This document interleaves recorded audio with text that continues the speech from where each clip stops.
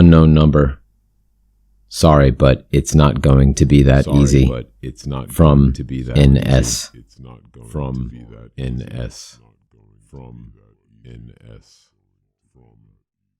And now we continue with part 5 of the 7-part series. My little sister disappeared 3 years ago. No one remembers her except me. Finding yourself in the talons of an owl in the shadows of the forest moonlight. It's a gruesome affair.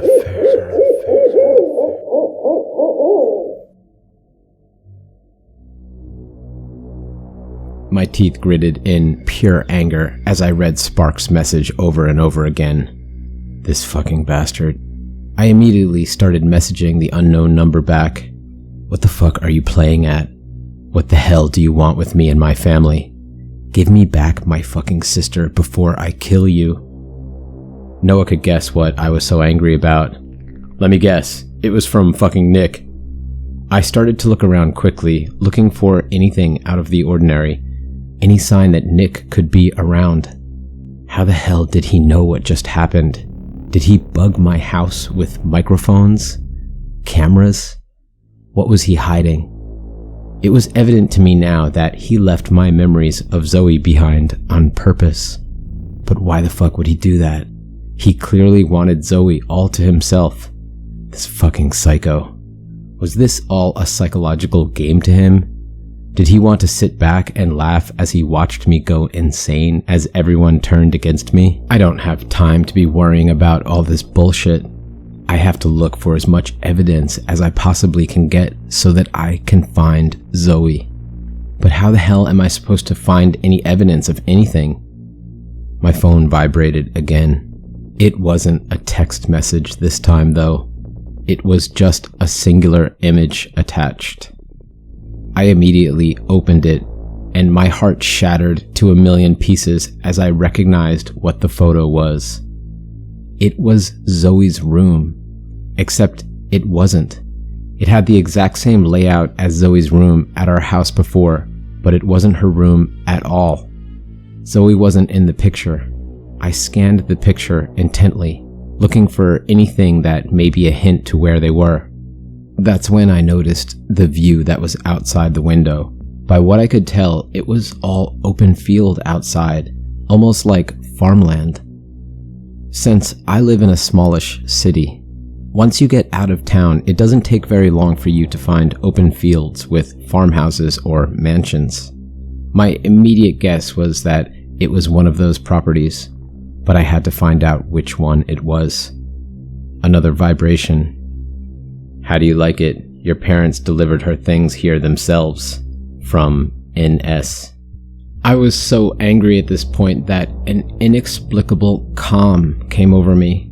I was desperately piecing this together in my head. So, 3 years ago, the day my sister was most likely kidnapped by Nick, my parents, under his control, took all of Zoe's belongings and delivered them to wherever he was living now. This must mean that Zoe isn't very far. This gave me a spark of hope, the first ever hint of hope I've gotten since trying to solve this. I also knew that there must have been some sort of ulterior motive to why he was doing this. And before I did anything, as much as it pained me, I had to figure out what his motive was.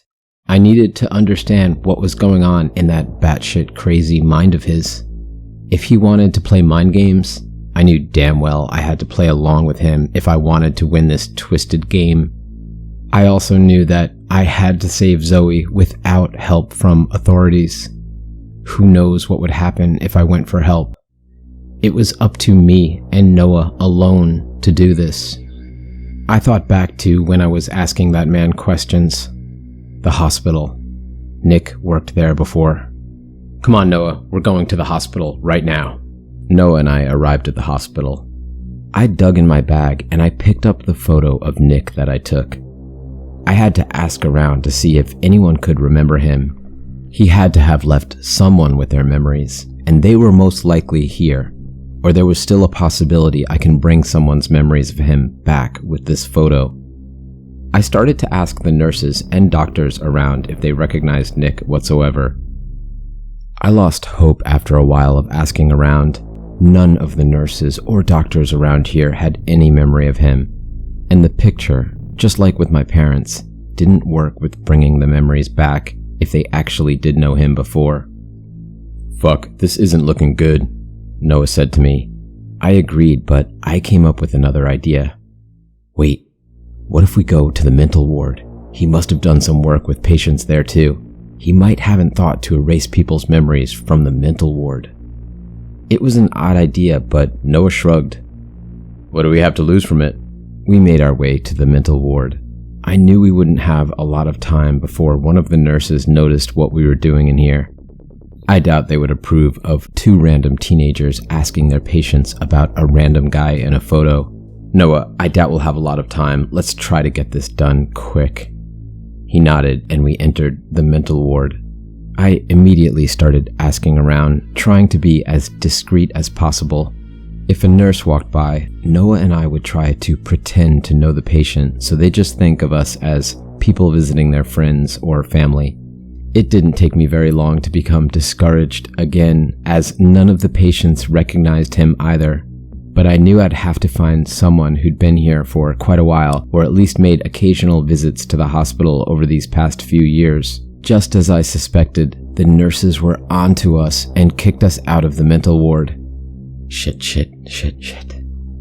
I muttered to myself. What the fuck am I supposed to do now? Noah, I could tell, was at a loss for words of support by now.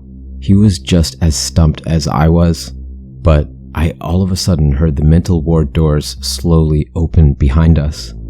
I immediately turned around and a woman's face was poking out. She obviously had something to say. I could tell by the look on her face. She looked cautiously behind her as she exited the mental ward. "What do you want with that man?" she asked nervously, pointing at the picture in my hand. "Do you know him?" I asked back, extremely curious now. She nodded. "He was also a patient in this ward about 4 years ago, I think. I've been in here on and off for a long time now from my mental issues, so that's how I recognize him." He was a patient? What the actual hell? What do you mean he was a patient? He terrified me. He was absolutely insane. I have a bad habit of eavesdropping, and I accidentally heard what was going on with him.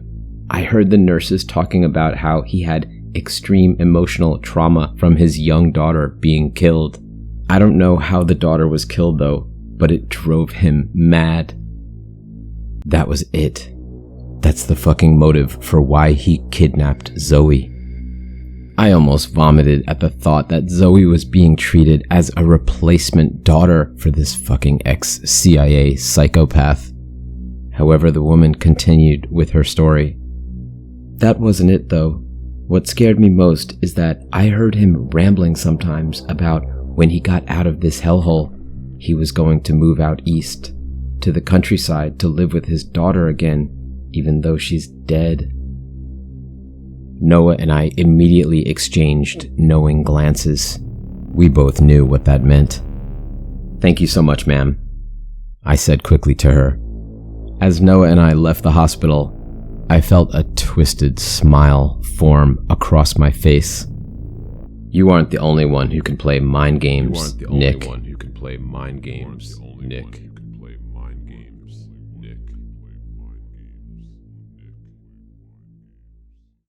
To my forest friends, thank you for listening to another tale. I hope you enjoy these horrible stories as much as I do. If so, please rip at the like button and scratch a comment.